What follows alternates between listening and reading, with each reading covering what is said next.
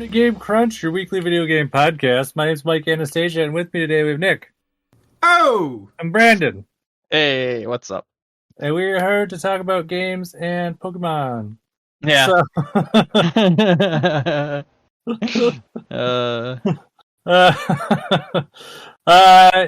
I mean, on the agenda this week, obviously, Pokemon Legends Arceus came out, which is very exciting. Yep. And I don't even know. Sony bought Bungie, and yeah, they did. we got thoughts on that. And yeah, those are the big things, at least. You guys ready to get started? Yeah, I'm good. All right. Well, we're launching into Pokemon because that's the big new All right, let's start. thing this week. All right. So I've had some discussion about this game, and now I'm curious what your thoughts on this game are. Well, we're here to have the discussion, Brandon. I thought that's I've had discussions with other people. I've Right. had discussions with other people about this game. Right now, I am with the audience of Game Crunch. Like this is what I'm here for. I haven't bought the game.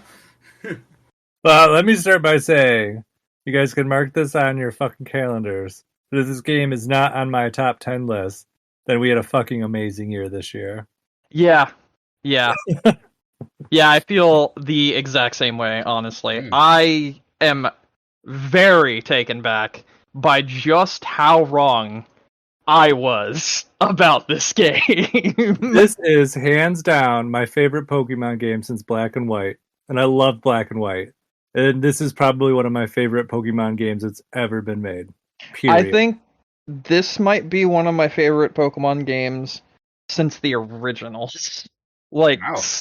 Silver and Red and Holy Blue. shit. Like, this might actually be one of my favorites. And not only that, but this is one of my favorite open world games that I've played in many years. Brandon, this is literally like when Pokemon Red and Blue came out. You gotta remember, that was still like N64 era.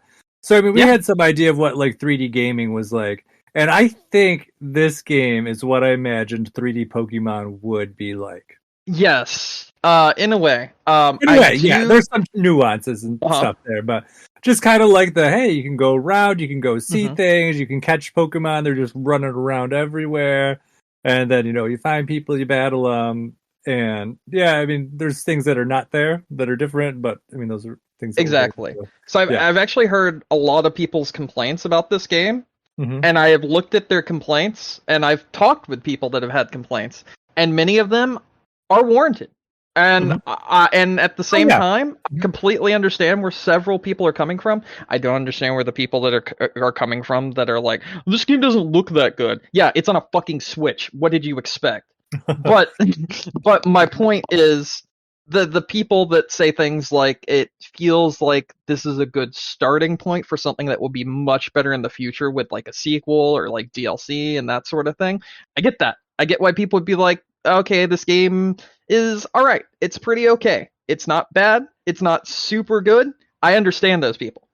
I don't agree with them. I think this game is excellent. Yeah, and I think part of it is, because Pokemon is, if you think about it, it is like a house of like many, many, many like rooms or, things that people go to it for. So depending on what you go for Pokemon for, this game may not be for you. If you are someone who is like super into battling, this is probably not the game for you. No, absolutely not. If you were into like the collection aspect, the exploring aspect, the world building aspects of it, even if you're into like the lore stuff, like this is the game for you. You know what I like? I like stealth games. You know what this is? This is a fucking stealth game, and I love it. Yeah, I mean, it's got a lot of stuff. But you know what the thing is too? Like for someone like me, because I hate stealth games. Yes. And I don't stealth a lot of things. You don't have to play it that way. Yeah, like if I want to go and like fight an alpha Pokemon head on, which is how I catch them, that's what I do. Stealth catch them all. It's fucking nuts, and it's so fun. Yeah, and you can do it both ways. Like I love it. Like you go through and you can do all sorts of crazy shit. And what were you gonna say? I was gonna say, so this game actually reminds me a lot, and I mean a lot, of Monster Hunter World. This game reminds me so much of that game because of the way I'm playing it. A lot of the times when I played Monster Hunter World, I would set up traps, or I would use like bait to catch the monsters several times without actually having to fight them, and that's kind of what I'm doing in this game as well. Now it's nowhere near Monster Hunter World's like level of anything, but what I'm saying is a lot of the elements that I liked in that game kind of carry over into this one. Yeah, which is fair.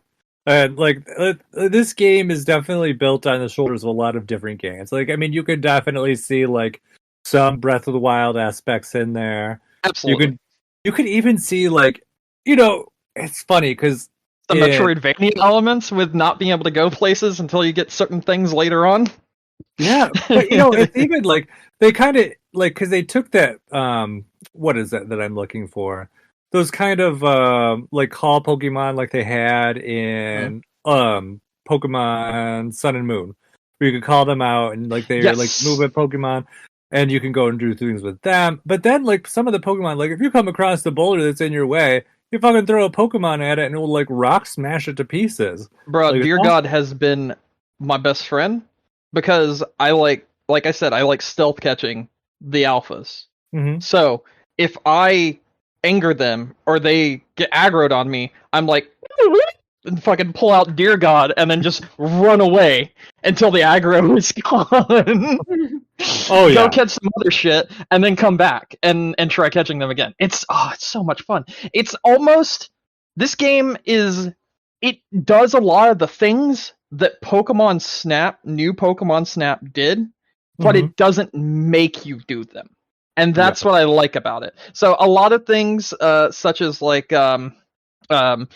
Pokedex entries, you know, filling out an entire Pokemon, it's done by capturing the same Pokemon over and over again, or killing the same Pokemon over and over again, or so on and so forth. Yeah, or I think the other big aspect, I just want to point this out, just because I think it's important for people listening, and maybe even Nick too.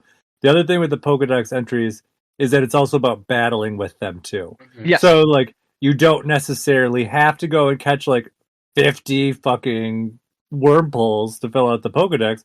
You can get one and just fight with it forever, and you'll fill out all your shit that way too. Okay. So it really perfecting them, you have to do that. I don't know if you've perfected any of the Pokedex entries. I have. No, I haven't. If you want to perfect them, you do have to do all of them. Yes. But to complete the Pokedex entry, you only need 10 points. Correct. And that can be done through a variety of different ways. It depends on the Pokemon. Like, if you want to complete Unknown's entry, you have to catch all the Unknown. There's no battling mechanic to it. It is literally just catching them. Yes. So, I mean, it depends, I guess, on the Pokemon. But that Pokemon is literally just a side quest Pokemon. So, like, that's a little different. I have to tell you something, Nick. It is literally a first 5 second... Oh, wait, I think I actually wrote it in the chat. Did I write it in the chat? The first 5 second spoiler about this game? And the genre that it is? Okay, is the 5 second spoiler that in the first 5 seconds of the game you actually play as Raiden? No, it's that this is an isekai. Huh? This game is an isekai. You've been isekai'd into this world. We don't know what happened and what brought you here, but something brought you here. This is a fucking isekai Pokemon game. Yeah. I mean, I don't even know what it means, but I know what you're talking about. It means transported to another world. It's a Japanese thing. It's a genre of anime. You get yeeted by a bus and now you're in this magical world. Yeah, or like just something sent you to the magical world. Yeah, so you literally just wake up in a void. I'm not even joking. The starting plot line at the very beginning, in the first 5 minutes, Nick, is you've been isekai into this world and your cell phone allows you to communicate with God. Yeah. Huh? Yep. It's not a lie. Communicate with God? Is Arceus. You can communicate directly with Arceus like that, your cell phone. By the way. Can I just say thank you for actually pronouncing it like a regular human being? Well, you don't want to pronounce it Arceus. It's not Arceus. I hate Arceus. I hate Arceus also. But yeah, that's just so funny to me. And when my friend told me about that, I was like, "There's no way this game's gonna be good." And then like several hours later, he's like, "Man, this shit's great." And I'm like, "Are you serious?" And he's like, "I'm not even joking, man. This is actually great." And I watched a little bit before actually getting it myself. And then when I got it myself, I was like, oh, fuck, this is actually really good. And there's lots of lore aspects, like Mike mentioned before, that play into Pokemon things, such as there was a quest for Driftlooms that are playing with children. Go investigate it. That's bad. Anyone that knows the lore of Driftlooms, that's not a good thing. That's bad. And then there's the quest for Mr. Mime, where he's like been spotted. You know, I'm not going to tell you why he's been spotted or like what he's doing in the town and everything, but there's a Mr. Mime that's rogue in the town, and you have to go find out and get close to him. He's literally put up invisible walls, so you have to navigate a hidden maze that you can't see of invisible walls to get close to the Mr. Mime. Yeah, I love that quest. And like little things like that actually play into the Pokemon's lore are just littered throughout this entire game. And I actually super dig that. I dig that so much so because it like these characters, this world that you've been isekai into, that you've been transported to, they are frightened of Pokemon. They don't understand them. You're from like the normal region of Pokemon, and now you're in this world. At least that's what I understand. For all I know, it could be like our real world that got this person isekai'd into this Pokemon world. Don't know yet fully. But anyway. Well, when he comes in, he's wearing like a t-shirt from like Alola or Kalos. That's what I thought. That's what I thought too. Oh, he's from like one of the other regions. But the Pokemon world. Yeah. But it's from in the future. And you're taken to the past. Like fucking feudal Japan past. That sort of deal. And like you're interacting with these people that are like Pokemon are new to them. They're frightened. And you meet someone who's like the first professor that like designs Pokeballs, and like the story is you going out and capturing all of the Pokemon to create the first ever Pokedex. So your character is creating the first ever Pokedex by capturing and seeing all these Pokemon. And it's really cool. It's really interesting seeing all these people interact with these Pokemon and seeing how the lore was formed, quote unquote, and how you understand how different ones interact. Like someone's like, oh, I was looking for these vines that remind me of home, and actually the vines were a Tangela. They actually wanted a Tangela, and they didn't know that the Tangela was a Pokemon. They just thought they were vines that came from their home village. And then like there's all these different stories that are so interesting, with all these different NPCs and all these different character-driven like stories, and they're really cool, and they all build to the lore of Pokemon as a whole. Yeah. And I really dig this game. And I feel like too, I think it's even as important. Like I feel like the main story also does as well, and I feel like they actually did a much better job of like, how do I put this, purveying like an actual sense of like danger in the main story than they do in like the normal games. Because you got like in the normal games, you got like these goofy henchmen running around, and they're like, "Yeah, we're gonna do this horrible plan." The last boss I just fought, because there are boss fights in this game, Nick.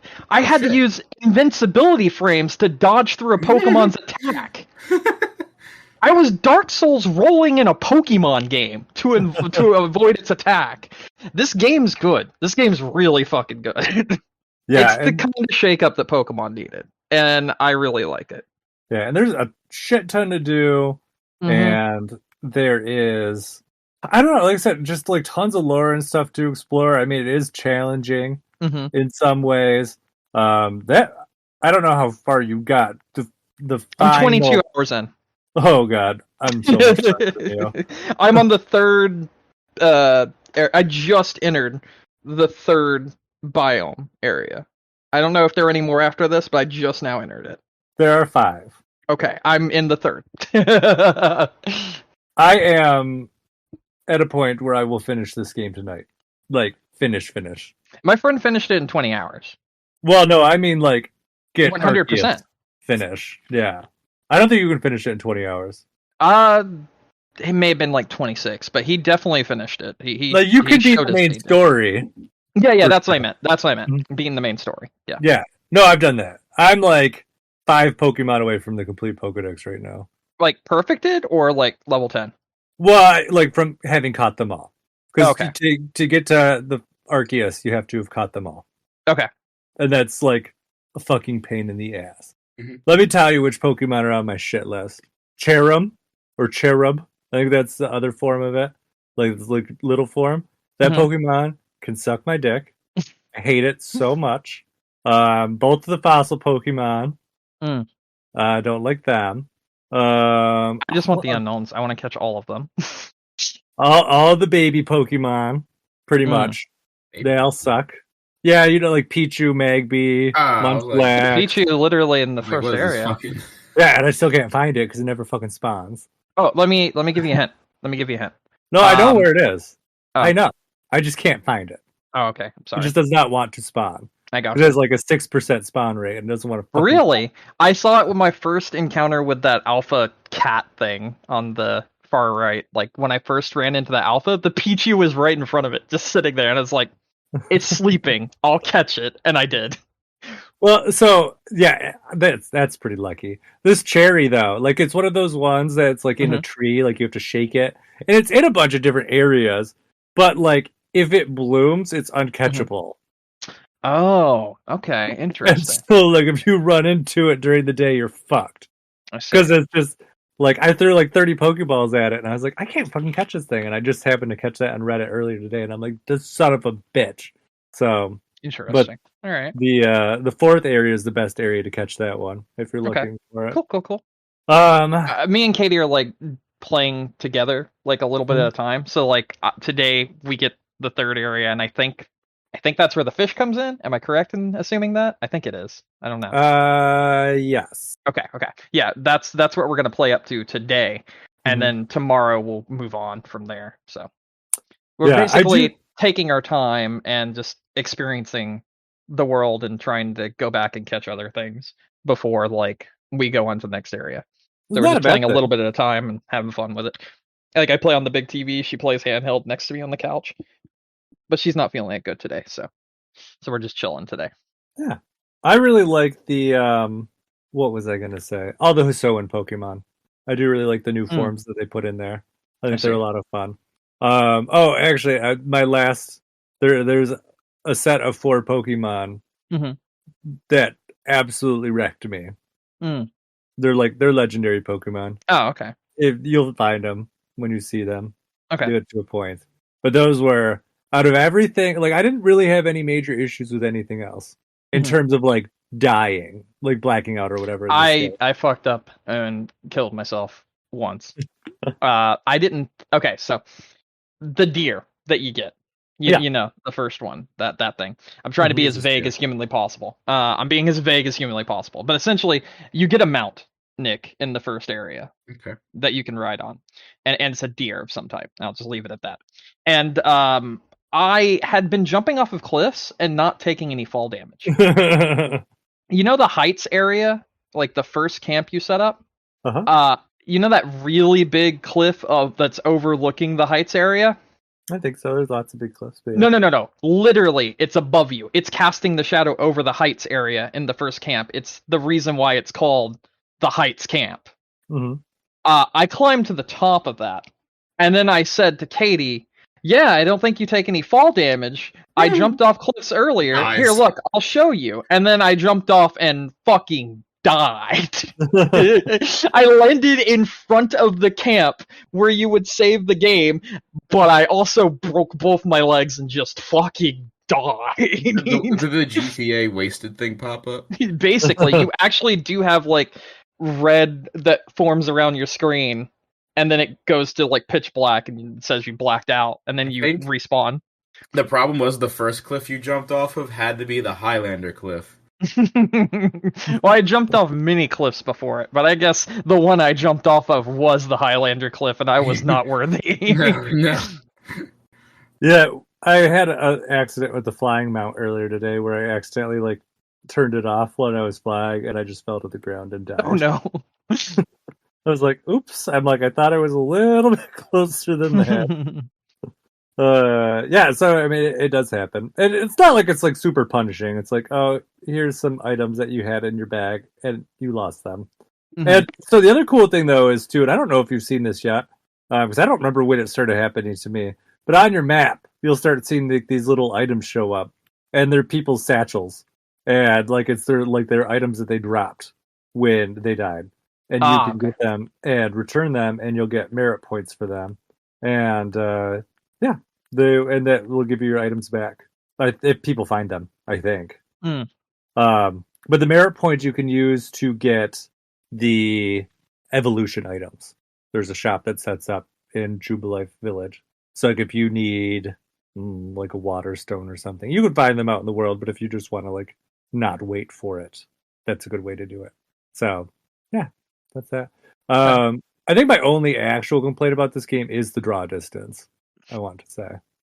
I have two complaints. One is the really weird purple fog when you go way too high, and it like does that as a form of draw distance, and you can no longer see jack shit. Oh yeah, no, that is horrible too. And there's some maps too that are not like squares.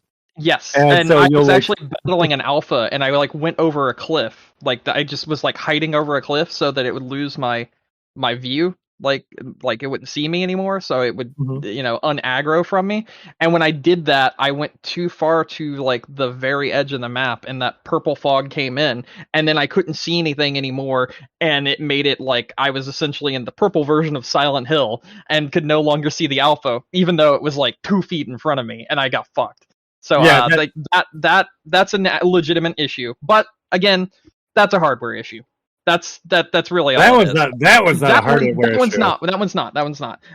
But what I meant was your specific thing was a hardware issue. But like that one should be placed somewhere else. Is what I mean. Like probably further out, a little bit further out, lads. It's a little too close to the alpha that I was fighting. Yeah, or make it a little less jarring. Yeah, because it's kind of jarring. And my second, wait until you get the flying mount because it's really fucking jarring. And my second issue. Which has been an issue in every Pokemon game. So, I mean, I guess it's still just an issue I have. You can sort your inventory by just hitting the back button while in your inventory. It auto sorts everything for you. It puts in a nice little thing. It lines all your Pokeballs up with the other Pokeballs. Everything's great. That's great, right? Yeah. Why can't I just do that with the pastures?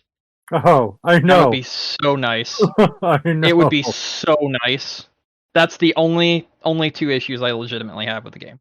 Everything else, I think people are nitpicking and being little bitches about and don't understand. One of my biggest issues that I've seen that people have issues with is it seems like people, like a lot of people, and I mean like a lot of people are being like, oh, this doesn't look like a $60 game. And I'm like, the fuck are you on about? Like, this game looks better than most Switch titles that are open world. What the actual fuck are you on about? I even had one person point to The Witcher 3 being on Switch, and I was like, bruh, I know you haven't played The Witcher 3 on Switch if you're telling me that's a good game. That game looks like ass. I mean, yeah. I don't know. I just think a lot of the things I'm seeing with people's issues with this game are nitpicky.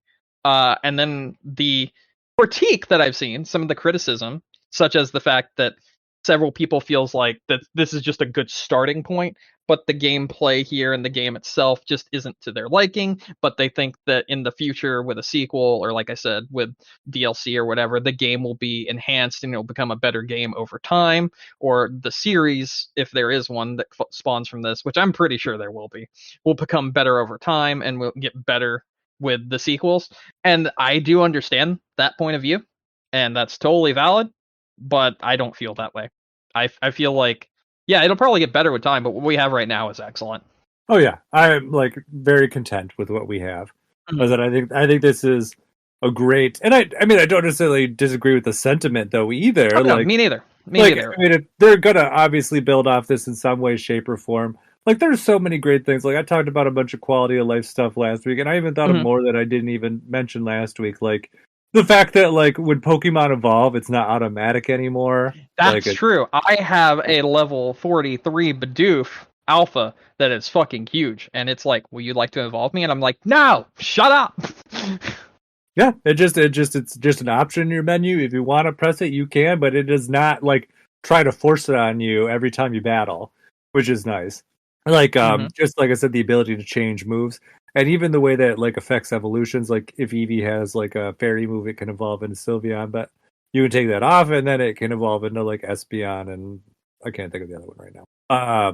So like those are really nice touches, like with all that stuff in there, just kind of like the the item management stuff, like the just the way like the world is built, and like you traverse around, it's more real. Like this is, I think this is like the stepping stone that they got after they did the wild areas or whatever from Sword and Shield. Like this seems like the next logical step.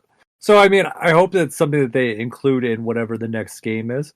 And yeah, I mean, obviously people would want to have like gyms back because that's always been a big feature of those games. Do I necessarily need them? No, I mean, I'd be super happy if they did like another one of these games set in like, I feel like Gold and Silver, like the Johto region would actually be like a pretty like prime area for that because they have all like the feudal Japan stuff. Like if you go back, but yeah, like I mean, like there's lots of different ways that they could build on this, and I do hope that they keep a lot of the quality of life stuff in for whatever the next Pokemon game is. Rumors have it as sooner than later, and supposedly there's a DLC coming for this. I don't know. It was rumored to be this year, but we'll see. So, I don't know. Like I said, I'm very happy. And I don't think I actually said how many hours I put into this. I know, Brandon, you said yours. I'm at 48 22. hours.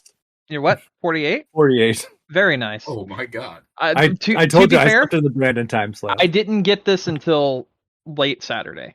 So, that's 22 hours and like 2.5 days. Friday when it released, right? Yeah, but I couldn't play it that night. It is fantastic. Yeah. And I said I highly recommend it.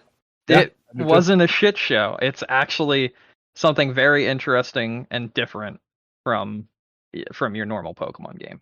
Yeah, and like I said, I just love going through and exploring this world. And I feel like every time like I go somewhere new, like it's like, oh, here's something that you didn't know about, or here's something you didn't know that these Pokemon will do, or whatever. Like it's just it always has surprises. So yeah, well, very happy. I don't know. Do you have any questions, Nick? Do you want us any burning questions you want us to answer? I mean, no, not really. Because here's the thing: like, besides you guys playing this, actually, my own brother picked this game up as well. Me and him were talking about this past weekend. And then a few of my other friends have actually picked this up as well. So, like, just from everything that I've heard from you guys, everything I've heard from them, like, I'm pretty much sold on this game. It's funny because I was specifically waiting for both of yours opinions because, like, I know we're Brandon, really harsh about things. Well, yeah, Brandon, you tend to be more critical about things, and like Mike's opinion on Pokemon stuff is to me is pretty, hard and fast. So like, yeah, I didn't go into the technical. Especially like playing all the Pokemon games that he's played in the last 2 months. After, like going fresh into this and being like, hey, I just played like 30 Pokemon games. Let's see how this holds up. So like, it's very true. It's good to know that this game is actually very good, and I will be planning on. You also didn't hear me bitch about frame rate. Keep that in mind. No, that's what I was surprised about because I wasn't expecting this game to run good. I actually think the frame rate on this is better than Breath of the Wild was. Like, I hope so. It's a launch game. I really do hope so. No. Well, you have to keep in mind, like, Breath of the Wild's frame rate really didn't improve over time. It's still got lots of issues and everything. And Breath of the Wild is seen as like the gold standard for a Switch title, and as well as for an open world game. This is either as good or maybe even better than Breath of the Wild. I don't think this is dropping below like 25.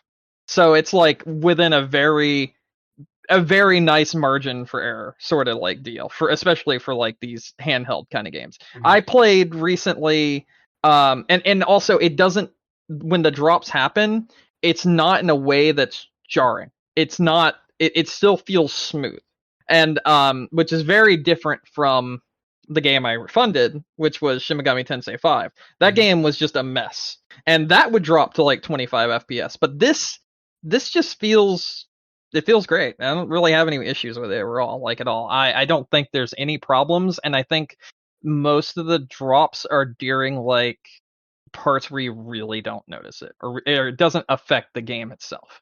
So it's a very respectable open world game for the Switch. And I mean, I'm honestly impressed at just how fun it is to play. Yeah, they built something special with this for sure. I will say this is actually kind of, I don't think it's really spoilery, but I think it's one of the really cool things. There's a quest for one of the legendary Pokemon that they actually, the they tell you how to do it. They built it into the new Pokemon Brilliant Diamond and Shining Pearl. Mm-hmm. There's a book in one of the libraries that's like, hey, here's this old legend, and if you do what it says in that book in that game, then you can catch the legendary Pokemon in this game. Oh, that's cool. Yeah, I thought it was really cool. I thought it was a neat little touch. And I think I mentioned it too last year when we were talking about like why are they rushing out Brilliant Diamond and Shining Pearl, because they have issues clearly. And I was like, I think they want it out, so it's out before this game. And I think that's even more so true, having like played them both like back to back like they did. Like it seems like that was their intent in getting it out so fast. So So I just did a little bit of research, just so you know, Nick. The lowest this drops is like 28, and it's for like a split second. So like, there's really no issues here whatsoever for this game. I thought it wasn't that bad, and it seems like the only times it really happens, which is also when I noticed it, is like when you move between a lot of trees on a mount and that sort of thing, or there's a lot of weather effects, because there's weather in this game, and that actually affects the Pokemon you can catch at that time as well. So same with the day-night cycle. This game also has a day-night cycle. So I mean, there's a lot of things here at work that's very impressive. And as such, looking at the technical side of this, it's actually very, very commendable and actually quite great, just in general. So there you go. Yeah, and the weather stuff is really cool that they do in this game too, because it does kind of affect the battles like in real time. It's like, oh, all of a sudden, like with like one of the times I was battling Cherubi or whatever, like it switched from day to night, I think, or night to day. Yeah, no, it was day to night. So then, because then it like covered back up, it went back into its shell again. So you get things like that, and supposedly like moves become like more effective. Like water moves will become more effective when it starts raining, and it can happen like while you're battling. So it's very dynamic like that. I feel like there's some other. I know this is going to be one of those ones after this where I'm be like, oh, I forgot to talk about this, because it's like I said, there's a lot of cool stuff here and a lot of cool mechanics in there. We didn't even talk about the battling system with the strong agile stuff. Like that's neat. I really don't want to talk about it, but it like differs things up quite a bit. Yeah, it's just a really well built game. I just have a blast with it. And I said I could talk this whole episode about it, so we probably should talk about something else. Yeah, we can move on to something else if you want to do that. Yeah, I actually played 2 other games. Both of these are fairly new. One's a VR title, but I'll talk about Nobody Saves the World first. Nobody Saves the World's a new game. It was added to Game Pass, and this is from the Guacamelee devs. This is a very interesting game. I played it during stream with my friend, and essentially you can play the entire game in online co-op, which is cool. Very nice. It also has this really neat feature where it detects the ping of the person you're playing with, and you can adjust the game accordingly. I don't know exactly how it works, but there's like a feature where you can like smooth it out at the cost of some frame rate, so like the ping difference isn't that bad. It worked really, really well when we were playing, and it was actually really awesome. And essentially what this game is it's a Link to the Past, but you have the ability to change into different creatures, much like Banjo-Kazooie and other games of the like, where you can change into different kind of things and whatnot. Conquerors, whatever, those kind of games. It feels a lot like a rare game where like you can change into different creatures and that sort of thing. And each character you play as has a different quest. So if you're playing as like an archer, you might have a quest that's like use the poison tip of arrows so many times, or kill so many enemies with it, or impale so many enemies with one charge strike from your arrow. And when you do those, you then unlock skill points, and you also unlock and get a higher ranking for the character you're playing as. And as you do that, you can transform, like transmorph yourself into different characters. So like the last character I unlocked was a bodybuilder that looked like Arnold, and like his ability was like throwing weights at people. And like a lot of the characters you can unlock are really silly. Like we unlocked a slug that cries and also leaves behind like a poison trail, so if like any enemy walks into it, they get slowed down and poisoned and that sort of deal. But you can also as you continue this game, because I think we played it for like 6 hours on stream or something like that. And as you continue this game, you unlock more and more abilities, and you unlock more and more different characters you can transmorph yourself into, and that sort of deal. And eventually, you unlock the ability to start mixing and matching all the characters' abilities and play them as individual characters. So like they have a specific starter ability and a passive, but you can put in the passive abilities from any other like character that you've unlocked while playing, and you can like mix and match and create all these different combinations of characters. So I had like an Arnold that would throw weights, but he could also like buff himself up, but also he left behind a slime trail, so if anyone stepped in it, they got slowed down and poisoned. So I was just like hitting them with heavy attacks and also hitting them with like slow attacks and just doing all this different stuff. And it's like all in this neat little dungeon crawler, like, you know, Link to the Past-esque game. And it's a lot of fun. If you have Game Pass, I highly recommend checking this game out. It's super cool because like every class you unlock, every character class you unlock has different abilities and different ways to level up that character class by using those abilities and learning how to play that class. And like you kind of learn naturally how to play these different classes based on like just unlocking them and doing their quest. And it's also very tongue-in-cheek. It's very funny. It was just all around a like very fun little indie title that was released, like I said, by the Guacamelee devs. So if you ever played those games and you liked those games, it's got a lot of that sort of humor, but also a lot of that polish, because those games were very well polished, very well made, and this is like no different. It's really good. Nice. So, yeah, definitely check that one out. Yeah, actually, I did download that to my It's Xbox fun. and had the full intention of playing it for this week. Just didn't get around to it. Very fun. Highly recommend it. Just if you do play it online, be sure to get to save points as often as possible. I actually lost like 3 hours of progress and I felt really bad. And then that's when I ended the stream. I was like, nope, not going through that again. Not going through that again, because we had issues with, I think it was the Xbox servers specifically crashed, which made our game server get fucked completely, and we couldn't connect with each other anymore. And then as we were exiting this dungeon that we just went through and this boss battle that we just played through, I didn't get to leave the loading screen and go to the next save zone, so I didn't save the game. So we just lost like everything people had seen us do for like the last 3 hours. So I was like, fuck. Ew. Damn it. So there's that. But in general, that's not the game's fault. So there's that. Great game though. It's really fun. And then the last game I'm going to talk about is the Township Tale. Nick, have you heard about this? You're the other VR person. No, I have not actually heard of it. Okay, so A Township Tale on PC is a free-to-play game, I believe. You get some like extra cosmetics and stuff like that if you play it on the Quest 2, which is what I've been playing it on. But essentially, this game is you get dropped into a town, and the town is just completely broken. It's completely dead, and you have to go exploring around the town with whoever's in your room, and you basically try to figure out how to play the game, because nothing is spelled out for you. I think this is one of the worst quote-unquote tutorials I have ever seen in my life for any game ever.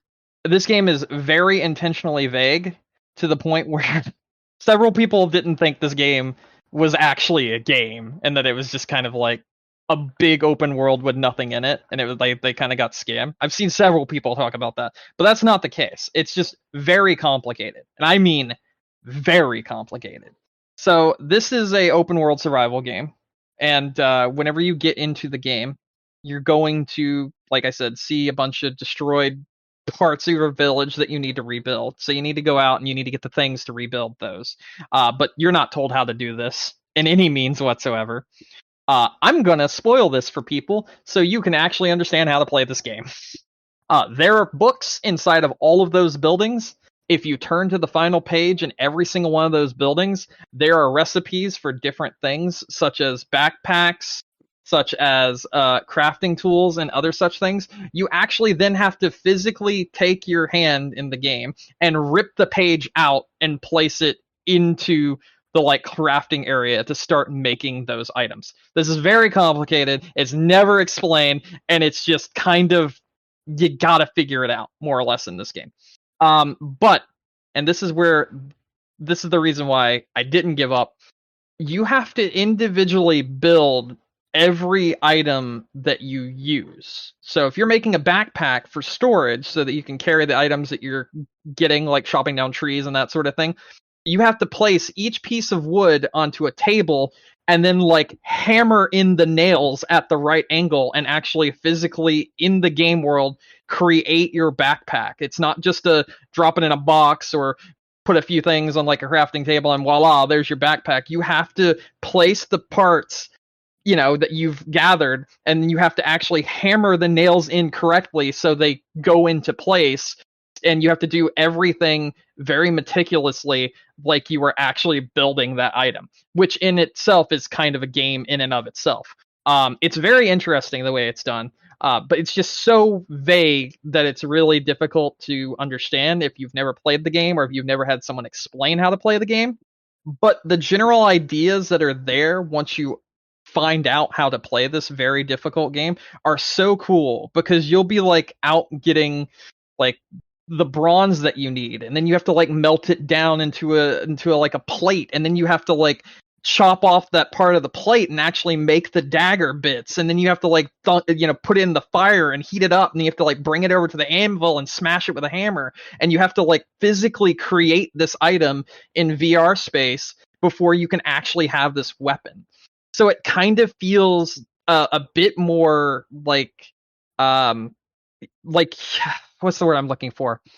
Gratifying to finally create that really cool weapon that you've been trying to make to like go out and fight enemies and this, that, and the other and explore the world, because you yourself in the space actually put forth a lot of effort and a lot of time to get all these pieces together and to learn how to chisel out these things and how to create these like daggers and swords and pickaxes and axes and all that stuff. So you, when you're first starting out with this game, you feel very invested in the items you're making because of how much time it takes you to actually do it.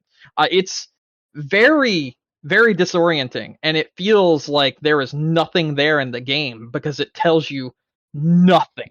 I can't tell you how many times when I first played this that I starved to death and died because I had no idea what the fuck I was supposed to do. I had no idea I was literally supposed to take sticks and actually like take 2 pieces of flint, put like grass onto a stick, like wrap it around the stick, smack some flint up against another one, start a fire with the stick, and then drop the stick into another thing of sticks and actually create a fire in like real time. I was looking for like, you know, a crafting element, like where's the crafting bench so I can do this, that, and the other, but it's not there. You have to actually put forth the effort, and like when you're chopping down trees, your chops in the wood have to be precise so you can continue chopping that specific piece of wood like you would do in real life.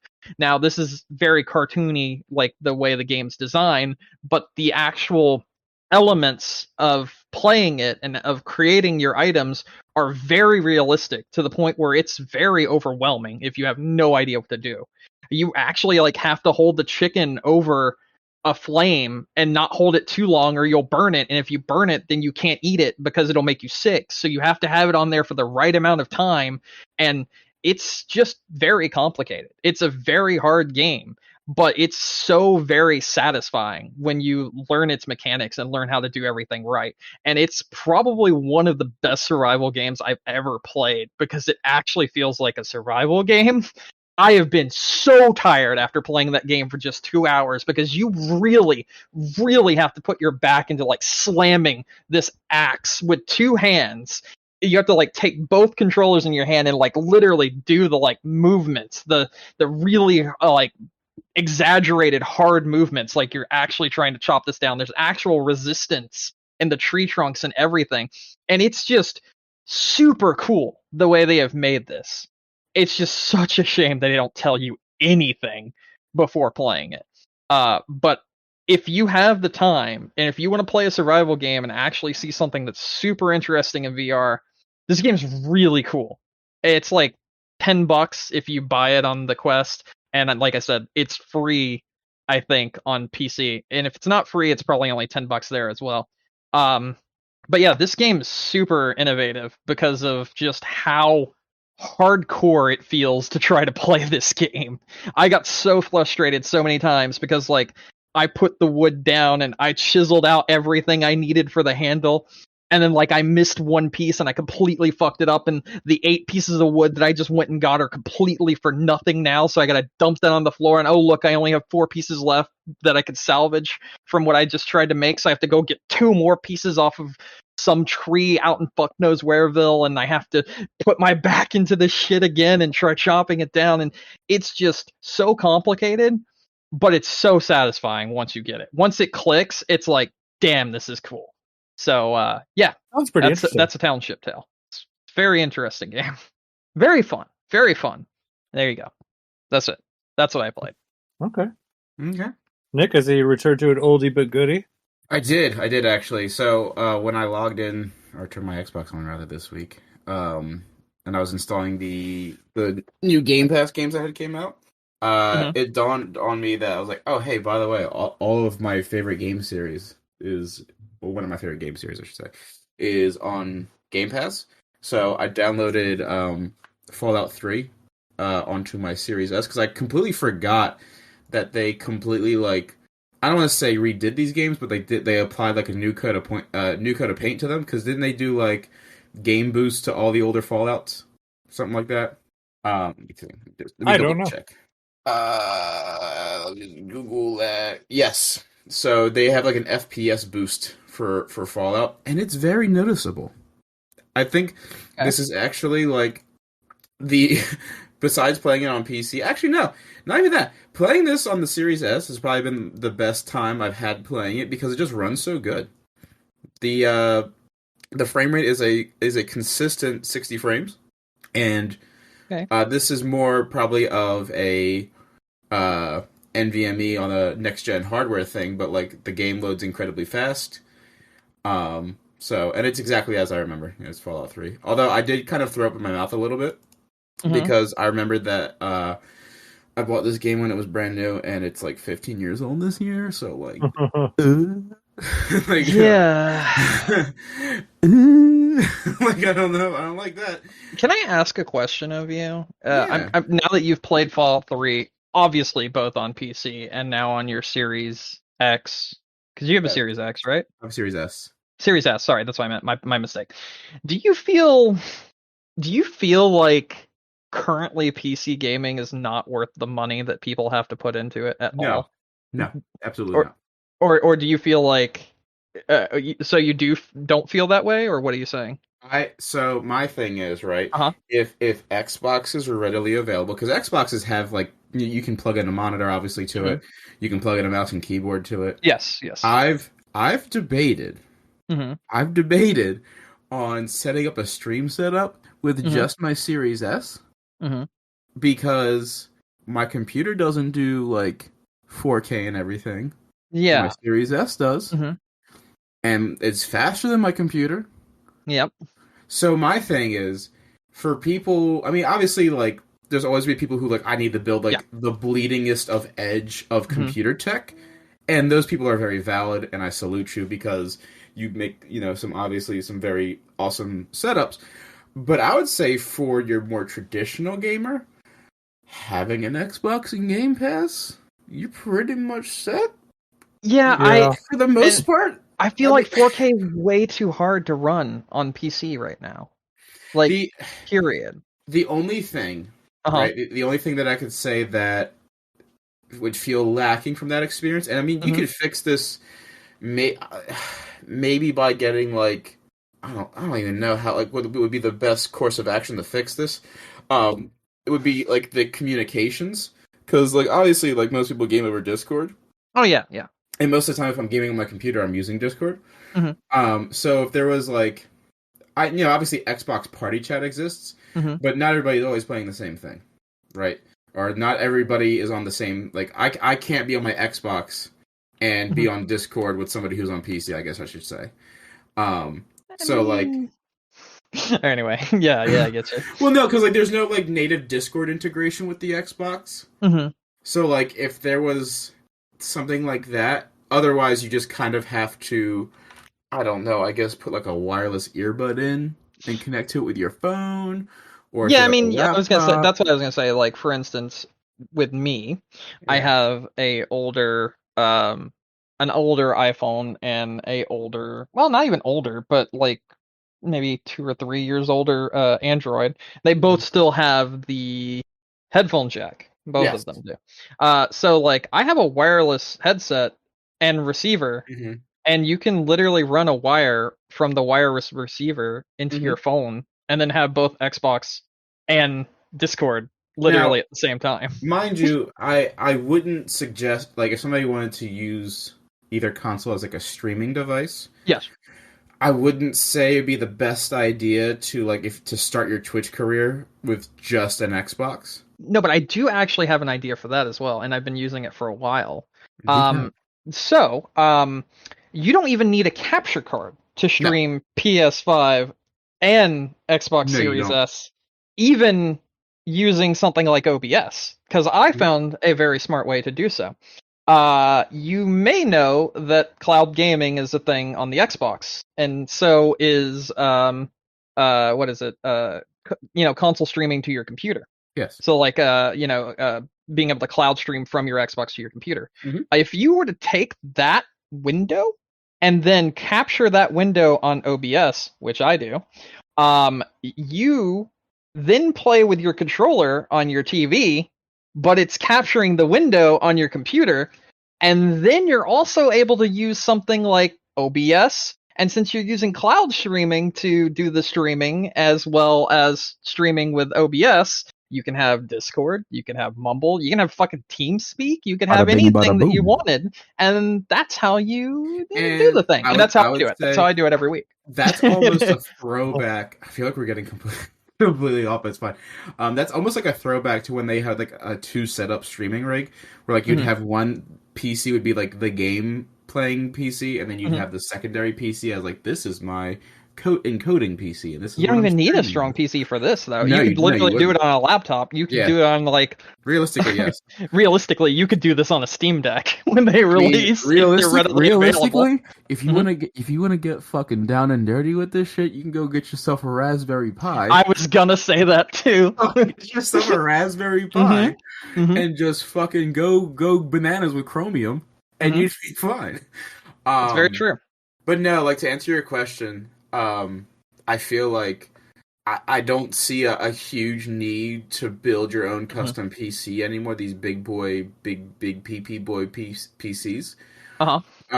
Just because you can do so much with the Xbox, and now that obviously Microsoft owns like a third of the gaming industry, you're going to get a third of the gaming industry directly to your Xbox directly. Whenever those games come out. Yeah. And not only that, but like to kind of thread it back to what I was originally talking about, like I have all of these games now. I downloaded Fallout 3, 4, and New Vegas and all the DLCs, because as much as I can complain about all 3 of those games, I still love playing them. I am playing them not in a completely HD remastered version, but all of them have that 60 FPS frame rate boost on the next gen, and like.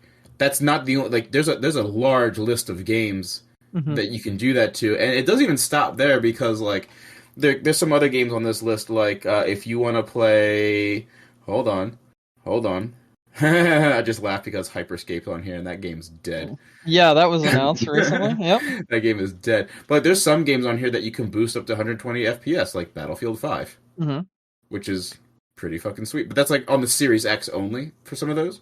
Yes. But then other ones, but you can do 60 on the Series S. Yes, so, But like Metro 2033 Redux and Metro Last Light Redux, you can play in 120 FPS no matter the console. You also got to look at the RTX element here, and I've looked at the price to performance for an RTX card currently, and like RTX settings that you would get on either one of the consoles, a Series X, Series S, PS5, that sort of deal.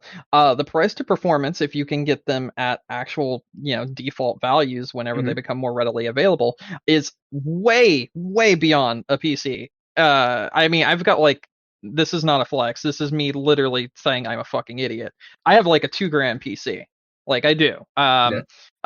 Over time, it's not worth that much now, but over time, at one point, it was worth that much.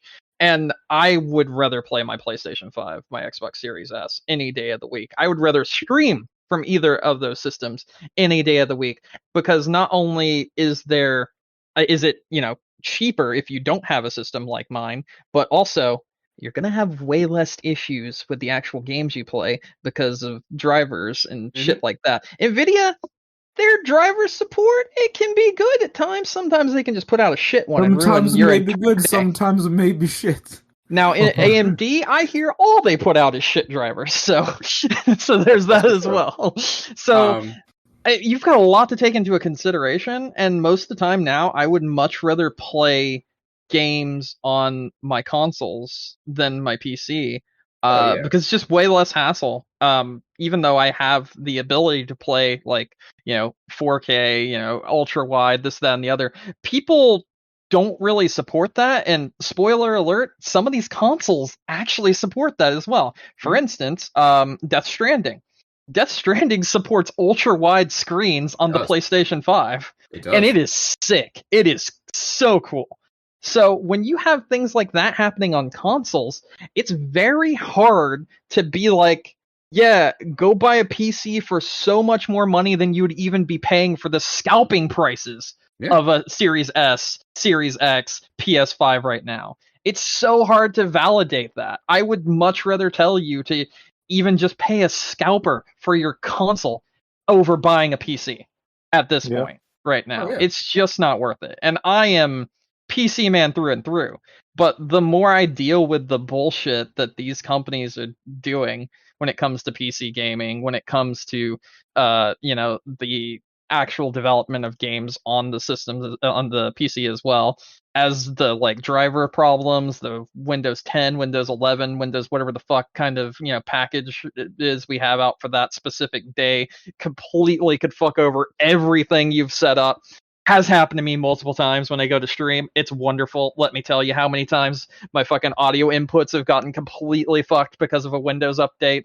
All of that shit, it just makes it not worth it right now. Yeah, no. And I actually think with how visceral, and I don't mean this in a bad way all the time, but sometimes, visceral the landscape is for gaming on those consoles, and how often they're looking for people to support such and such console for streaming and whatnot. I actually think you have a better chance of finding an audience being a Xbox or PlayStation streamer than you do just outright being like a PC streamer, that sort of deal. You're going to miss out on some games and everything, but I mean, at the end of the day, most things are going to show up on console that are worth playing at this point in time. We even had that conversation where we talked about Inscription. Like the next day, Mike showed me where the guy was already working on it for consoles. And it's like, okay, fuck. All right, then. That's cool. That's awesome. Like, that's the only place you could find it, too. Like, he literally just answered it right on Twitter. Like, hey, we're working on it. Yeah. Mm-hmm. I just... Yeah, it's so upsetting to me. It's super interesting because like obviously everybody thinks they need like the latest and greatest when it comes to like PCs and everything, and I would even argue you don't even need the best Xbox to enjoy the full fledging of it. Because I mean, I have a Series S and I love the shit out of it. Yeah, you don't need a Series X at all, in my opinion. Not sure how we're gonna stand with longevity if that's your only console during this generation. We'll see that in the future, which that is a very valid like point that other people have brought up. I don't know, but currently you don't need a Series X to enjoy what gaming has to offer. A Series S is totally fine. Go grab yourself one for like $300 from your local Target, because I promise you there's a Fortnite bundle there, and you actually can know what's funny. I went to for the skin on eBay. I was at Target over the weekend, and they had the Series X fridge. Nice. And I was like, I thought about it for like a hot second. I was like, no. But but no, like it's been super fun to go back and playing Fallout. But you know what? I don't know if you guys have ever felt this with like an older like open world game like I felt with Fallout 3. Going back to it, I'm like, wow, this feels like this has not aged very well because it feels super empty by comparison of other games that I have played. Like I used to feel like Fallout 3 was like the more robust version of those games because like 76 obviously was just a desert wasteland, and 4 was had its ebbs and flows, but like it really just feels like empty. But like again, it's not because of the like. It's more like a game design thing at the time than it was now because like I've played games now that you're like just full of things and you're like, oh okay, yeah. But different times. Yeah, completely different time. But no, it's been fun to go back and play, and it's been fun to go back and play it when it's actually like working correctly. Back when I was gonna say back when I originally played it, my original Fallout 3 disc on my 360. I wish they logged hours like the Switch does, because I really want to know how much time I spent on that game. Because my original copy of Fallout 3, the disc actually cracked. That happened with me in Rock Band. Yeah. And I was like, shit, I gotta get a new copy of this. So you were saying that like the open world feels empty and everything. I have a retort to that, and it's actually, I guess, go ahead. It's a wasteland. I get it. No. My question to you is, although the open world feels more empty in Fallout 3 and New Vegas, just in general, do you feel the same way I do, where the mission structure feels much more focused and way better in general than these newer games, even though the 100%. Open world aspect is completely empty? Yes. Like, that's where the focus was put for those games, and that's where the game shines. And I kind of like that aspect of it. I'd rather not see a billion markers everywhere to go pick up berries in fucking hills. So what's really funny to me, and I guess I never realized this, and you might call me an idiot, but like obviously I played this game. This game came out in 2008. It's been a while. Yeah, I was like 13 when I first bought this game. Which that should, I don't know if that's alarming, but that ages me a lot. Holy shit! It completely flew over my head that when you're doing the Wasteland Survival Guide at Craterside Supply, that mission, and she's sending you to do the different things, it's literally a fucking tutorial. Yes. Literally a tutorial.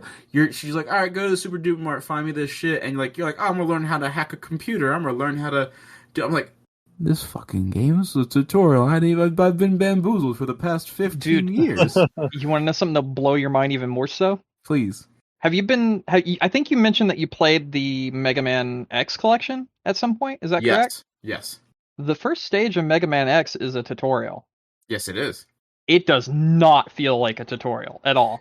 But I think when you're playing it, you're like, it just flows. And I know I'm kind of stealing from fucking Aaron Hansen and his his Mega Man series, but as my opinion of Aaron Hansen has deteriorated over the years, I do think his Mega Man X Sequelitis is one of the best things that you could go watch if you want to study game design. I think a lot of his game design opinions are actually very solid. But like, like when I played Fallout 3 again, I was like, oh, I completely it went over my head for so long that like these introductory kind of, and like that's a side quest. You don't need to do it. And it just completely went over my head that like these quests were actually teaching you how to play the games. And I guess it's like that's something that we don't really have nowadays with our open world games, because they're so like, this is how you do this and this is how you do this. And I think that gets to be so overwhelming for me because they throw so much information at you. Whereas like when you're playing Fallout is like you can either learn by doing, or the game is like, hey, here's a quest that you got to do. This is what you got to do, and then that's how you learn how to do it. So I don't know that. While like you said, while the environments kind of have aged, the actual like quests themselves feel better than some of the modern day open world games that I've played. So take that for what you will. But it's been fun playing it again. So I'm gonna just kind of keep playing that for a bit. I really wish. I know we're like probably like a decade off from a Fallout 5, but I'm really hoping for them to do something astronomically different with it, because like looking at that series as a whole, like 3 to 4, like just kind of skipping on 76 in general, 4 isn't that much better than 3, or really at all in some cases. But I would love my Fallout wet dream would be for Microsoft to be like, hey, Bethesda, you guys focus on Elder Scrolls and what's the other one they're coming out with, the space one? Starfield, and then we're gonna give this series back to your friends Obsidian, and you're gonna have to just deal with that, and then we'll have actual good Fallout games again. So, but yeah, so that's what I played this week. That's what I've been pretty much up to. So let's see. Not too shabby. Yeah, I think, man, yeah, those games are a lot of fun, and I don't know if Bethesda's team that currently works on those kind of games can make them as good as they were again. No. Well, that's why I say give it to Obsidian, because those are the people that actually know Fallout. Yeah. I feel, man, whenever I talk about these games, it's always just like really disheartening because of the fact that a lot of people will just be like, oh, that's just your nostalgia, that's just your nostalgia. And it's like, no, it's not. There was like clearly a focus in the past. Whereas current games, yeah, there's so much more to do now. There's so many more places to go, but the focus isn't there, and it all feels very cookie cutter and very just scatterbrain. And it's just not as fun because of it. Like, man, Assassin's Creed Valhalla is fucking trash compared to something like, even like the first Assassin's Creed when they did an open world like thing with the new mechanics, the RPG mechanics. Valhalla just got so bad, and Far Cry 6 is so bad compared to Far Cry 3 or even like 2 or 4 for that matter. It's just I feel like games are just getting worse a lot of the time, especially open world games. After we just gushed about Pokemon. Now, I was about to say there are outliers, but I feel like a lot of the big time ones that used to be really good, such as your Ubisoft games, such as your Bethesda games, I feel like of those kind of games have gotten worse over time. Yeah, because it all depends on what they want to focus on. Some of those games focus. That's the problem. I know, that's what I was just gonna say. It's just their focus is making the game as big as possible and not world building. And there's definitely a difference between those two things. You can have a nice tight open world that feels grander than something that's like it's like, who fucking cares how big the game is? Like, oh, it's the size of Alaska. Yeah, if it's fucking as barren as Alaska, then it can fucking stay there too. Yeah. I don't know. Maybe I'm crazy. But yeah. Anyways, you guys ready to go on to news? Yeah. We got news. You got news. What news we got? Well, Sony bought Bungie. What? Yeah, I'm just gonna go out on a limb and say this was a horrible deal, and I don't know what the fuck they were thinking. I don't know what you guys think, but so here's the thing. This is how I look at it. Like, when we're looking at stuff like, okay, Microsoft buys Bethesda, you're buying a publisher that has like a lot of different IPs and like their hands in a lot of different pots. They can get a lot of different games out, and they bought them for what? I don't remember what the number was. 6-something billion. How much is Microsoft buy Activision for? There we go. How much did you say? I said Bethesda. 7.5 billion. Oh, Bethesda. Okay, I was saying Microsoft. Activision was like 60-something billion. Like 60. I was like, So, but I mean, I feel like for half the price, if you look at it, like they did not get like Bungie only has Destiny right now. So they're just buying a studio. So the thing is, I've looked into it and I've tried to understand it myself, because it is questionable, right? Because like, what's the point? Yeah. You're like, Destiny 2 is good. Is a good game. Mhm. It has its audience, whatever. Bungie has been struggling ever since they left Microsoft. You know, they had their deal with Activision for that little bit. But then they wanted to become independent. But then, wait. They bought themselves out from Microsoft, then they bought themselves out from Activision, and then they're like, let's settle in with Sony. Well, according to them, they are keeping full creative freedom. A slut. Oh, sorry. Bungie claims that they're able to keep their freedom under Sony, and basically Sony is just supporting them financially. They're going to continue. Obviously, this is all corporate speak.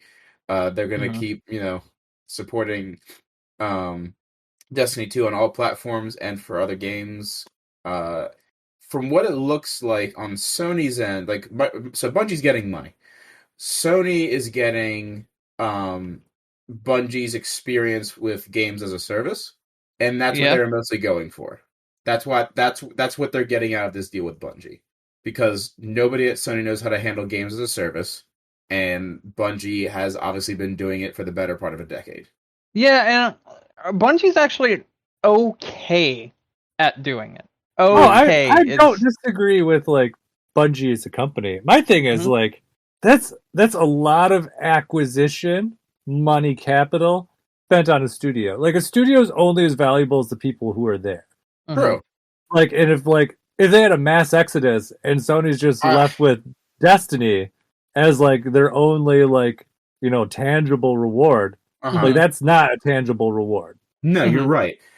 But at the same time, I don't think there's going to be a mass exodus.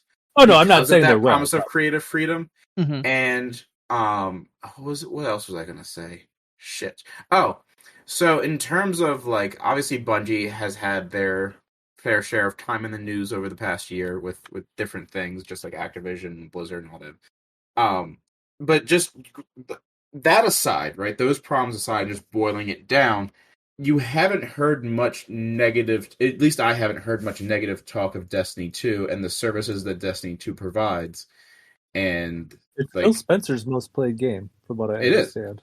But what I'm saying is for the most part, Destiny 2 runs, and it runs good, and all the expansions that come out run good, and the servers run, everything is flawless.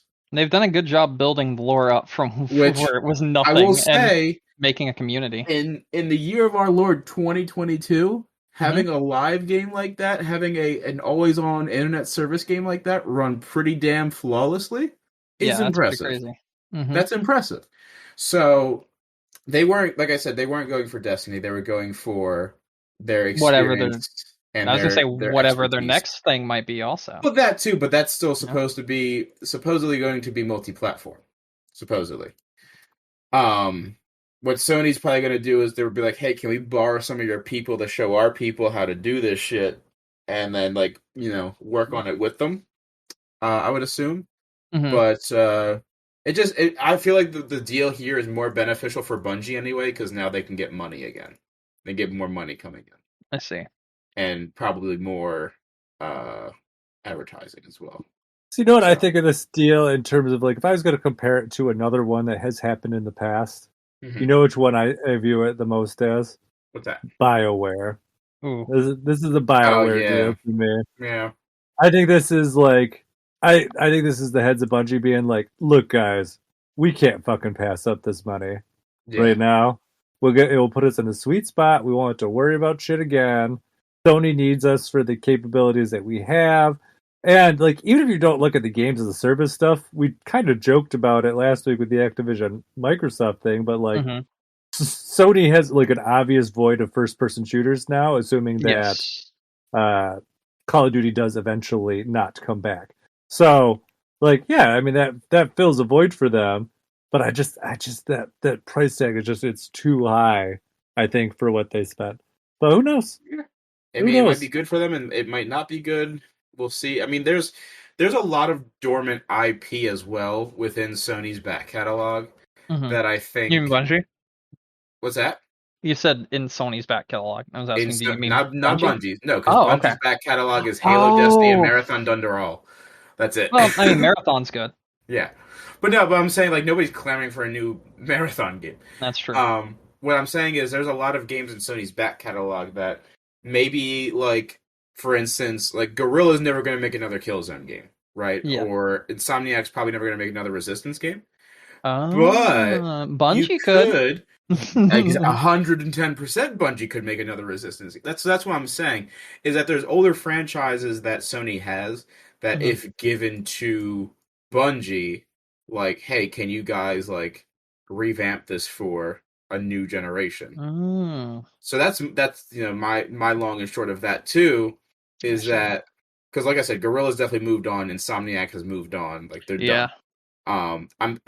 I think there's other franchises that I'm definitely blanking on in terms of PlayStation, and trying to think what those could be.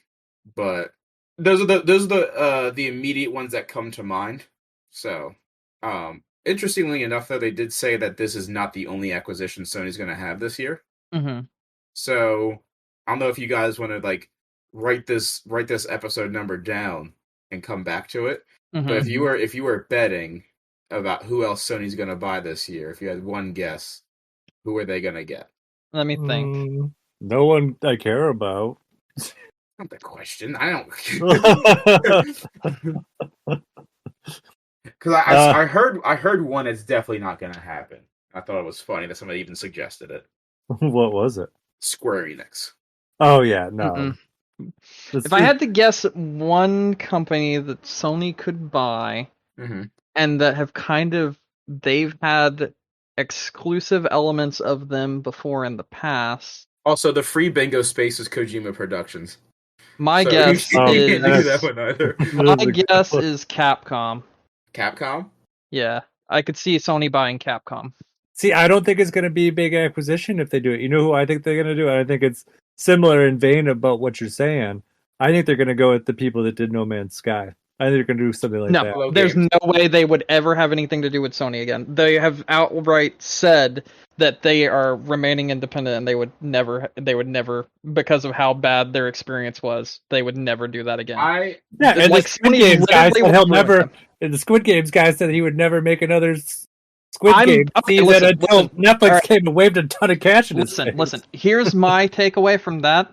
I am the No Man's Sky guy. I have watched that game go from to playable to redeemed to guys, what are you doing? To seriously, guys, it's been 4.5 years. Why are you still giving us free stuff? To holy shit, guys, you shouldn't have done this. To what the fuck, you made a VR version and it's free. To what, now you've introduced an entire online community that's an open world MMO essentially. To what the fuck is going on? You're not even making us pay for any of this. And I've watched it go through that entire iteration. I've seen every single one of their apologies. I believe these people are genuine, and that what happened to them is enough that they would never fall into that again. Because No Man's Sky was ruined because of Sony and because of a natural disaster. No Man's Sky was ruined for those two reasons. And I don't think one of those very big reasons would be able to wave enough cash for these people's integrity to be thrown out the window.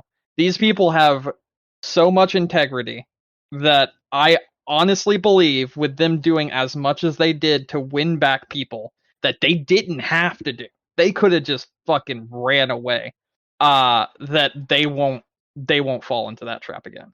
I think if anyone's going to be bought out by Sony, it'll be Capcom or Konami. I think those are the two. I think they're going to do like Microsoft, and they're going to cherry pick indie developers to flesh out their lineup. I don't think they're going to. I think the indie games do not do well for Sony's. Okay, all right. Let me back up for a second.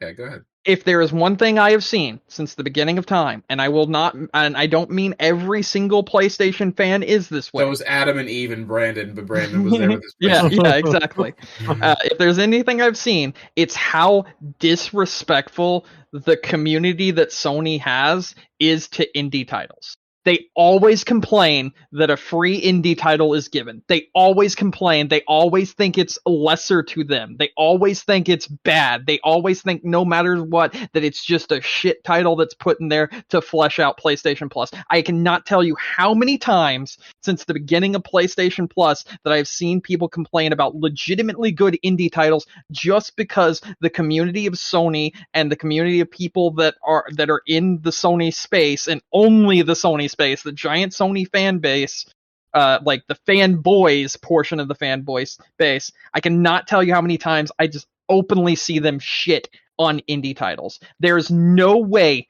that Sony would buy up indie title companies because they know it doesn't make them money, and it won't make them money. And that's the issue here. Because the community that's built with Sony only gives a shit about Sony. Yeah, I just, the thing is though, I can't see Sony being able to afford Capcom. Maybe Konami would want to sell off their scraps. Maybe. I was thinking either Konami or FromSoft. One of those two. I could see FromSoft. I could see FromSoft. They could probably buy Konami. Well, just the bit of Konami. Like whatever they would buy. Yeah, they'd buy like their catalog, basically. Yeah. They wouldn't buy like their like exercise shit. Yeah, they wouldn't buy their pachinko stuff. No, they would just buy the catalog for being able to make games on the system. But I think it'd be Konami or Capcom easily. I don't think it'd be indie titles because of how just disrespectful and how I don't know. I just don't think their audience would give a shit. Well, I mean, it would be just like what Nick was saying that theoretically you do with Bungie. You buy like a very talented indie developer and then you stick them on stuff that's like old IPs that would be like good for them. Hey, like, I don't know if I could think of an example off the top of my head because everything's been bought up at this point. But it's like you take, I don't know, like alternate universe. You take I can't even think of it. I could think of two. And you stick them on like the top of my head. Would you like me to do it for you? Yeah, there you go. The people that made Hollow Knight and the people that made what was the other one? I had two on the top of my head. Binding of Isaac, Hollow Knight. There you go. There. Boom, bang.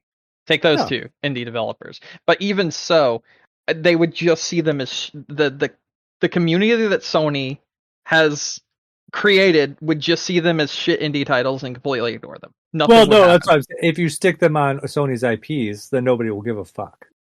They'll be like, oh, it's a new Sly Cooper. Oh, it's a new Uncharted game. No one's going to be like, oh, it's not made by Naughty Dog. Mm-hmm. They're going to be like, they're just going to look at it by what it is. Okay, that's fair. That's fair. If they were to use Sony IPs and make them indie games, much like the why can't I think about it? Crypt and Necrodancer did with Zelda. Like that was a really good indie title. I guess I could see that working out. But if it was just like, hey, these people make indie titles, we bought them. The community Sony has already created would not be cool with that. They'd just be like, so. Yeah, exactly. But yeah, I mean, we'll see. We'll see what ends up happening. I have no clue who it would be. But I mean, Sony looks at their acquisitions, I feel like, from the most point as like Microsoft's looking at their acquisitions from like building up their catalog of like IPs, I feel like. Mm-hmm. And Sony looks at their acquisitions as bulking up. Like their last acquisition was the company that handles the PC ports. You got Bluepoint, who've done a lot of their PS4 ports. Yeah.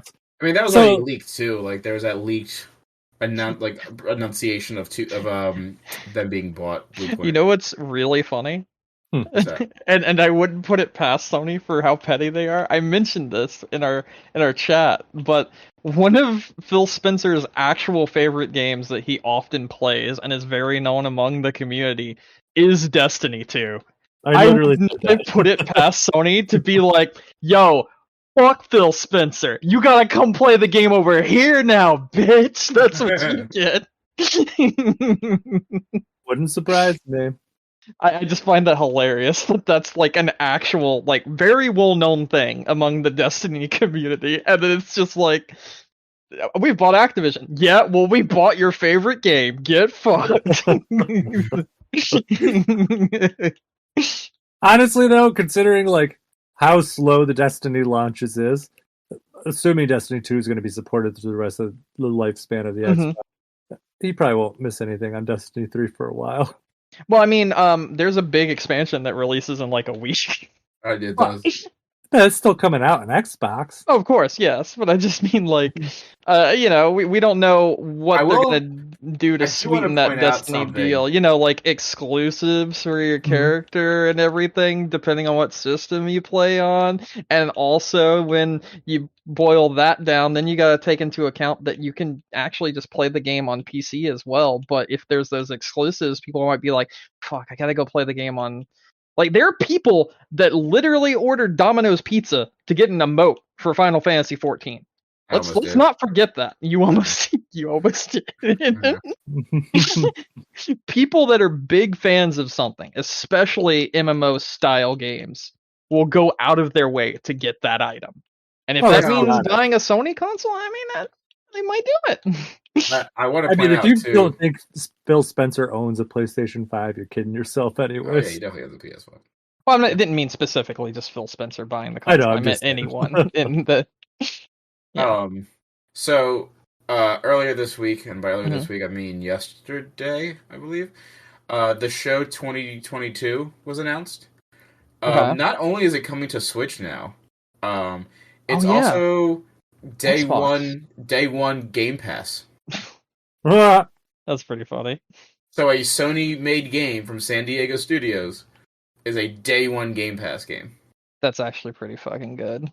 So that's interesting because as far as I know, like I guess like Microsoft reaches out to the company and the company's like, hey, you guys want to have this game on Game Pass? And the company's like, yeah, sure. So like San Diego Studios, I don't know what the fuck we're doing here, but yeah, I didn't know what piece of information was more interesting: the fact that it's going to be on the Switch, or the fact that it's going to be on Game Pass. Be on Game Pass this day and date. I feel like a Sony property being on Game Pass is a little bit more interesting, honestly. Yeah, it was kind of crazy. So there's that. But yeah, that was one of the big acquisitions of this week. There was another one that was much bigger, much bigger. You want to talk about that one? I do. New York Times bought Wordle. I know. I saw that. What the fuck is Wordle? It's a fun little word game, Brandon. It's a neat little word game, Brandon. Why do I feel like this is a meme? It's not. No, it's a real game. Wordle's a daily word game where there's a mystery 5-letter word, and you gotta guess it. There's like 6 chances. And if you don't guess it in those 6 chances, fucking boned. So they come to your house and fucking kill you. Yeah, they come to your house and just assassinate you. Damn, yeah. Man, they're really like upping the budget for Squid Game season 2. Yeah, shit, man. But no, New York Times bought Wordle, and there was like a 6-figure number. It wasn't even like they didn't cross $1 billion. But yeah, that was the thing. But yeah, no, it's a 5-letter word game. You play it once a day. I've actually been finding there's been different offshoots of Wordle. One that was just one's called Loodle, and it's like a dirty word of the day. And then one which is perfect. Now, Mike, have you played Wordle? Yeah. So there's another one called Letterly, which it's literally just a QWERTY keyboard, and there's it just picks a random letter per day, and you have 26 chances. Oh, okay. What the fuck? Yeah. You just gotta guess the letter of the day. If you type in Wordle to Google, the Google thing does a Wordle thing in the top left-hand corner. Yep. This is weird. Does it? Oh yeah. That's how it does it.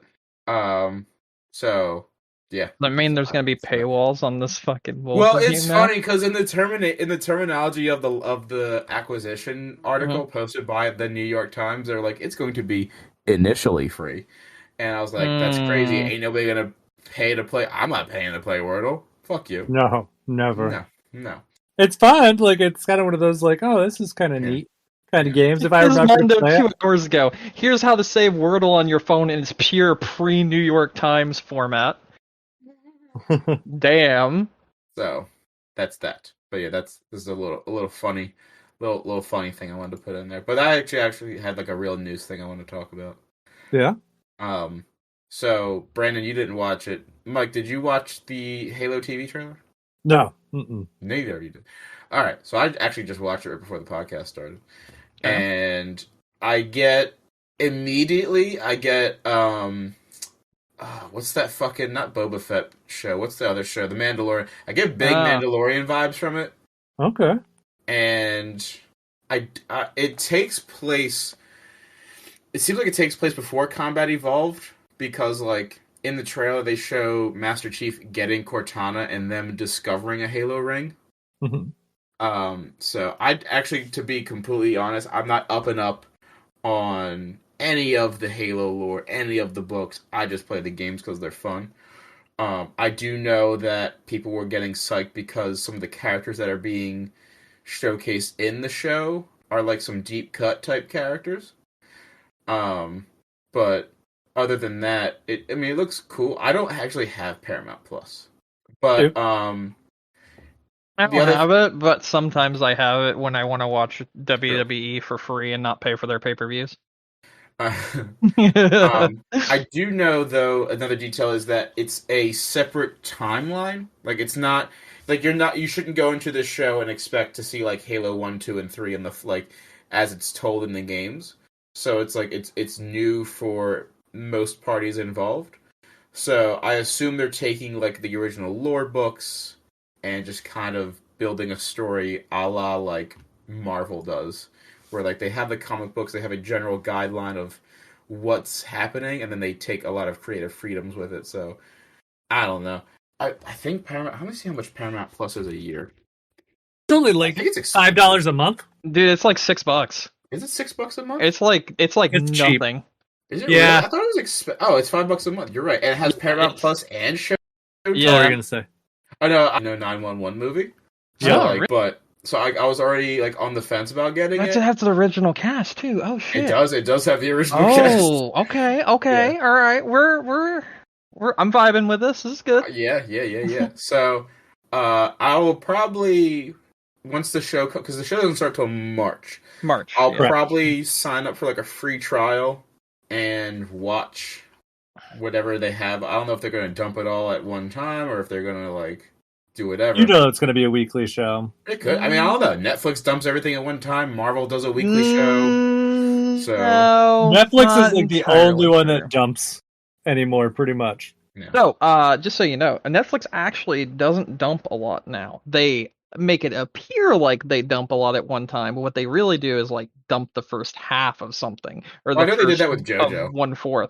Yes, but like they've done it with other shows as well. Okay. So looks like they got NCIS on this bitch too. Let's go. They do. That's the I think original reason why I had Paramount Plus. Well, I got it for the South Park stuff. They have Bar Rescue on there, and I only like watching that show because like he'll be like, "That's not the right vodka," and like punches the girl in the face. Great, dude! I love Bar Rescue. It's so funny. How dare you pour it like that? And just scissor kicks right clean off his head off his shoulders. Wonderful. He's just like he just watches someone pour it and they're a little bit shaky. He's like, "You're a fucking idiot!" And he just punches them through the wall like something out of an anime. Kills them all, lights the bar on fire, and hides their dental records. Just completely ends them. That sounds about like the Bar Rescue I remember. Yeah. So maybe I'll go on, and see if there's any other sort of opportunities of or other selections of things that I want to watch. Well, that's interesting. The Amanda show's on there. There was literally an episode of Bar Rescue I remember where like the person was like, "Yeah, I don't pay my workers, what of it? I need money for myself." And they're like, "And your bar's still filling. That's why you're garbage." And I'm just like, man, he's like literally like he's coming out swinging. He just called this man garbage. Holy shit. He's somehow a more aggressive Gordon Ramsay, and I'm here for it. Mm-hmm. So like that's kind of why I watch it. He's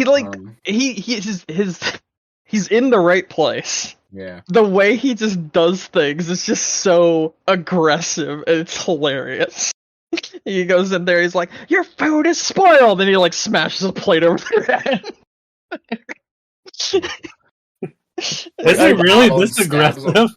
He'll like throw plates at the wall and start like screaming at them. He'll bust bottles of like vodka and shit like that. He'll just be like, "It's spoiled, it's rotten, you're gonna get people sick." He'll slam doors. He'll threaten to leave and tell them like, "Yeah, I'm not gonna fix your bar. You can get fucked." My man he'll quite literally do that sort of shit. And then he'll let them stew in it for a week and keep hidden cameras in there, like recording them. And these people are just distraught. They're like, "What am I gonna do? I need to call him back. I don't know what I'm gonna do." Like, clearly some of them know it's, for show and everything, but sometimes these people legitimately seem like they're going through a crisis. It's great.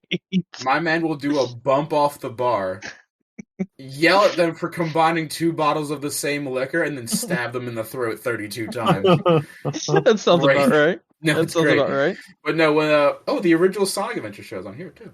When the Halo show comes out, I'll watch it. I think his insults are just better than Gordon Ramsay. Because like Gordon Ramsay, he's like, "You're a donkey," and this man just like goes up to them. He's like, "You're a fucking piece of shit!" Just like smashes the plate in the front of their face. It's just like, whoa, my dude's very, very excited about these people and their failure as a bar owner.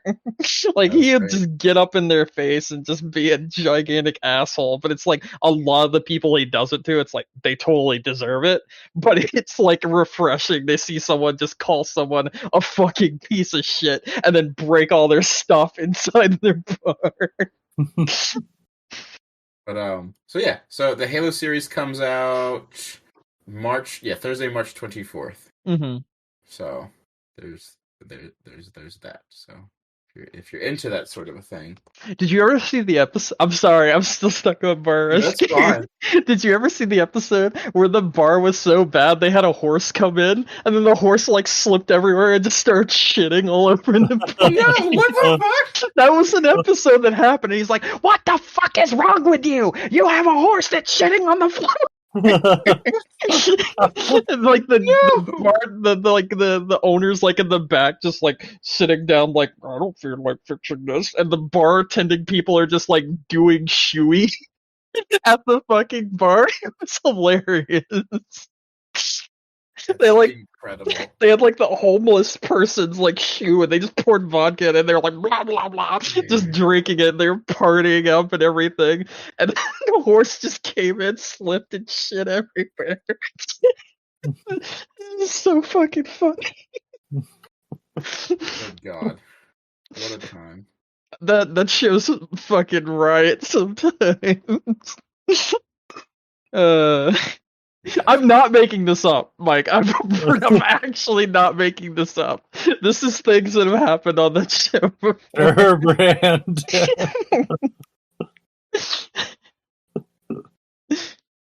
I'm sure that did happen. It did. Oh, I'm gonna go find you the clip.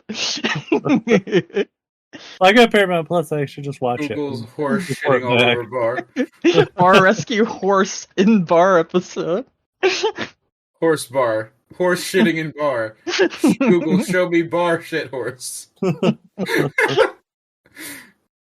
Anyways. If a horse shits in a bar and nobody's around, they hear it, doesn't make a sound. Here, just look at this shit. It's like fucking great. It's fucking great. Oh, I got this. Alright, here we go. I'm putting it in general. Just look at that. Oh my God. First off, I love how like the horse comes in and just immediately beefs it.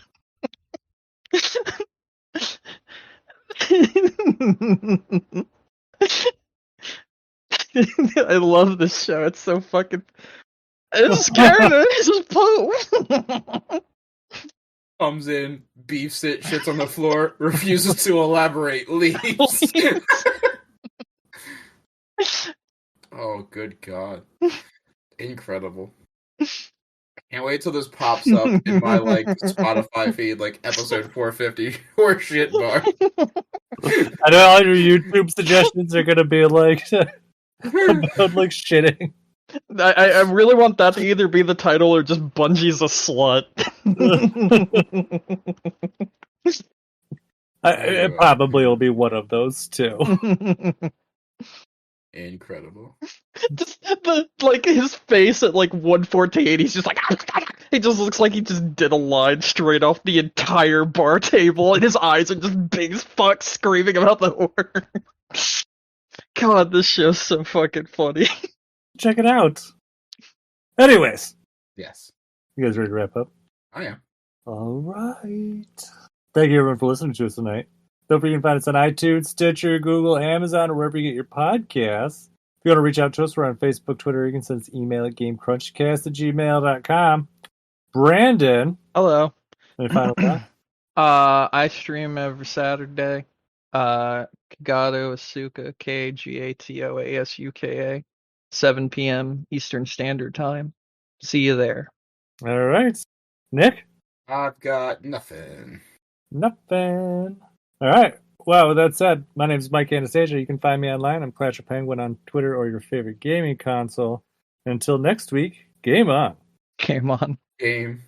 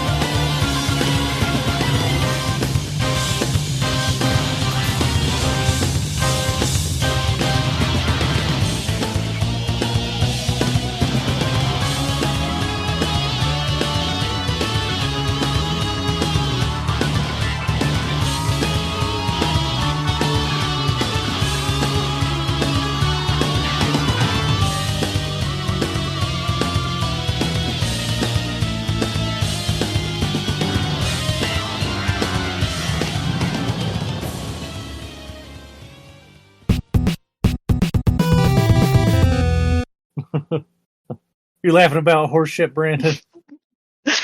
Yeah, kind of. Good. It's real good. It's really funny. I can't believe you've never seen this episode. This is the one where he actually doesn't save the bar. Is like one of the most well-known episodes of the show. Like he goes to bar rescue and he's like, "Listen, I'll only save your bar if you go into rehab and stop being an asshole." And the guy's like, "I won't do it." Also, and then he comes back the next day pretending he's gonna save their bar. And he's like, "So I just found where you started doing this dangerous stunt online and you were advertising your bar by doing this thing that's clearly illegal. Here's the video.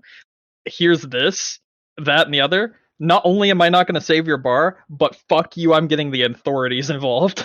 And that entire episode was like nuts. These people were like, "Why won't he save my bar?" Meanwhile, literally like 20 different things that are completely illegal are broadcast live on television that these people were doing on their social media platforms. Like endangering underage children, like endangering people in general. It was so fucked up. Sounds like a mess. I don't even heard this show before. It's great. It's actually really fun to watch.